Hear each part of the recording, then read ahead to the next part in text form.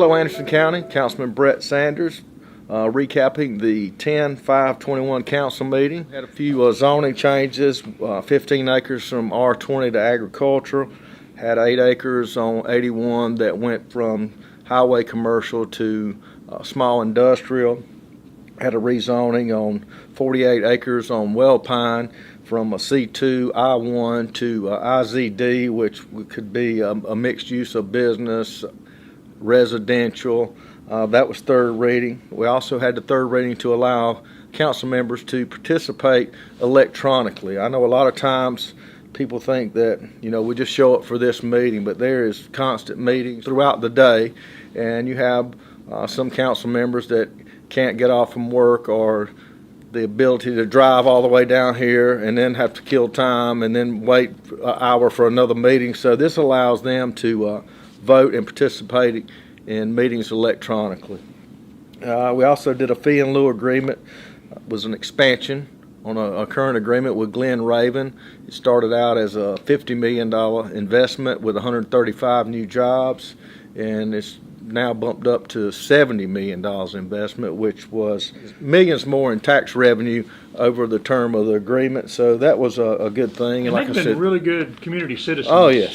And like I said, 135 new jobs, and how many thousands of people are employed out there now. The big news was a redevelopment program that was passed in a fee in lieu agreement on the old Equinox site.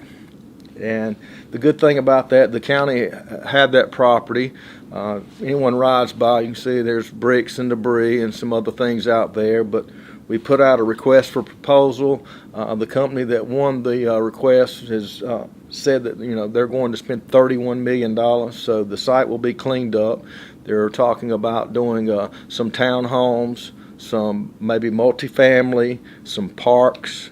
I'm excited about it, but it's like in downtown Greenville and some of the areas that now are the most popular areas at one time developers seem to overlook, and now we're drawing attention to these areas, great locations to the city, and I'm thinking we'll see this program actually spark more interest in other areas and other old mill sites and things of that nature.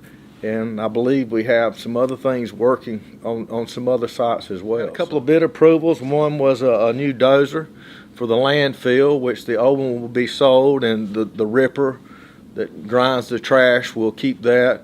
And I think Mr. Stone over our Fleet Services is doing a great job at, I think Councilman Graham said tonight, and instead of just wearing this stuff completely out, patching it together, it ends up costing you a little more money to do that than it is to sell it or trade it in and get a higher value before you utilize all the life of it.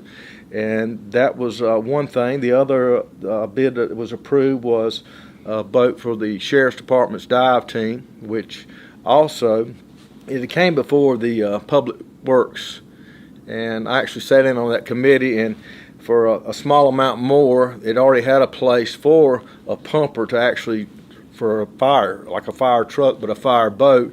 And with all the activities that we're having on the lake, with the green pond, assets that we have on the lake, and the tax revenue that they're generating, the docks, the houses, the marina when it caught on fire. I mean, it's just another safety feature to help protect the people.